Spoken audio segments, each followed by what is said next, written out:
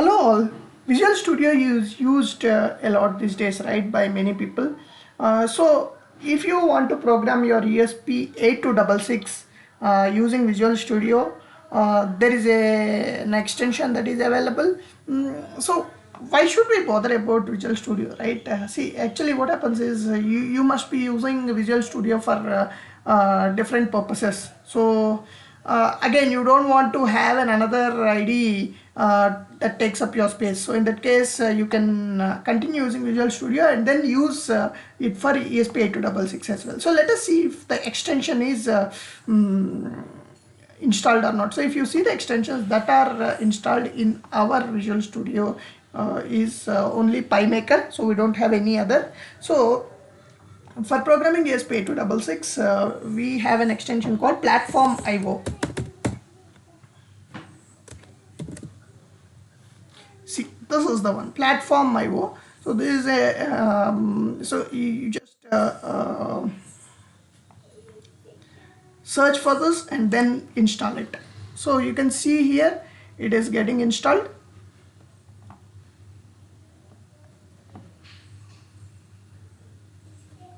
So you can see it supports Atmel AVR, Expressif 8266, Intel processors. So it supports all these platforms. So you can see the features here. This is a cross-platform code builder without any external dependencies to a system software, right? So this is what one more feature we might look at it, intelligent code completion. So when you're trying to write a code, if it shows you options, so that's very helpful, right? So this is how you install, and then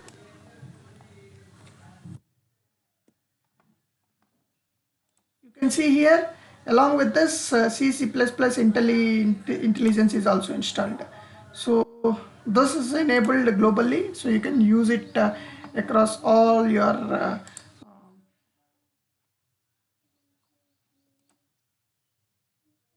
code usage. So a really useful one. So from here you can just open it, restart, and then open Platform IO IDE and write your code.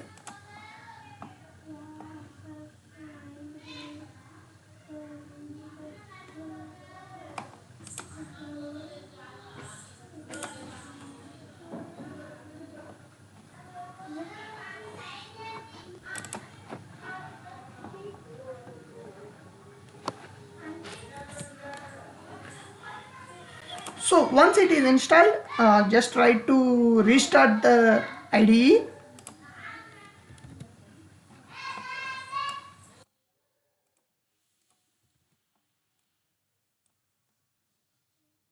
And once you restart, you see that along with the below the extensions icon, you see the Platform IO icon as well. So you can just open it and see the features that are installed. So you can see the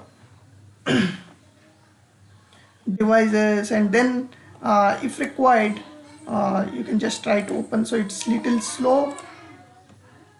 See here, as this is the first time we are using, could be little slow. So you can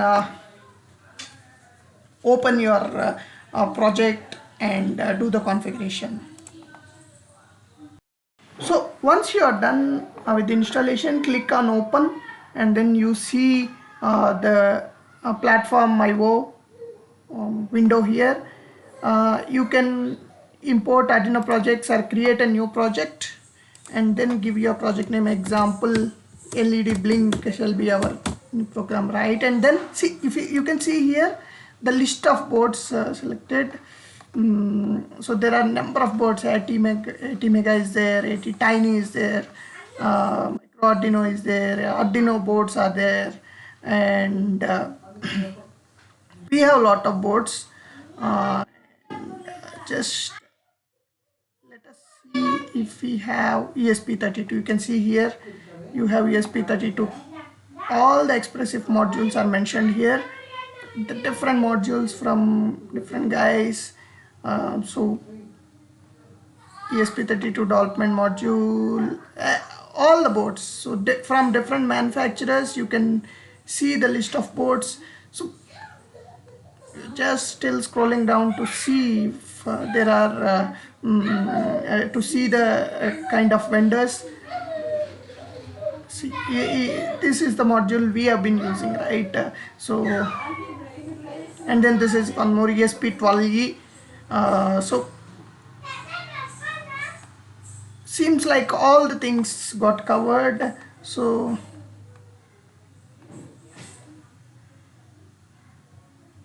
let us select this, and you can see automatically the framework got selected. Let us select Arduino and scroll down to say finish.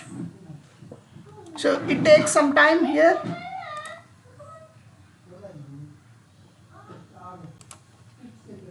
So the project structure is clearly explained, lovely. So project specific libraries in lib, here you can see here, and then source file in this src folder, and then project configuration .ini file in platform io.ini. So I guess this shall be created once you run the file.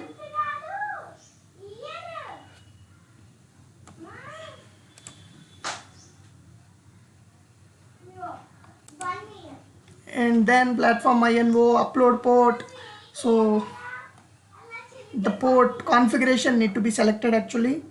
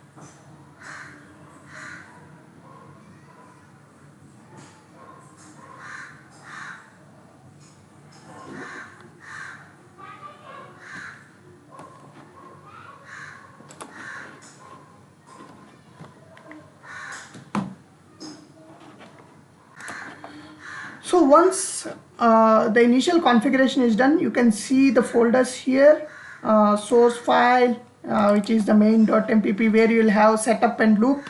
So looks like Arduino, right? So how we did the simple serial port thing, we can do here, and then you can port it. So you have the options to debug as well. So overall looks like you can easily get used to it. So this we are configuring for the first time in Visual Studio, so it is easy. You can do it easily as well. Thank you. And go to platform.ini here. So you have the platform and then the board that is selected and the framework. So you can also add baud rate related things here. So just let us try to run the file. So we'll just try to debug to see, and then there's a watch window, variable window, so you can also look into this. And then you can see here the upload option appears. So it is just trying to program, but we don't have the board connected right now.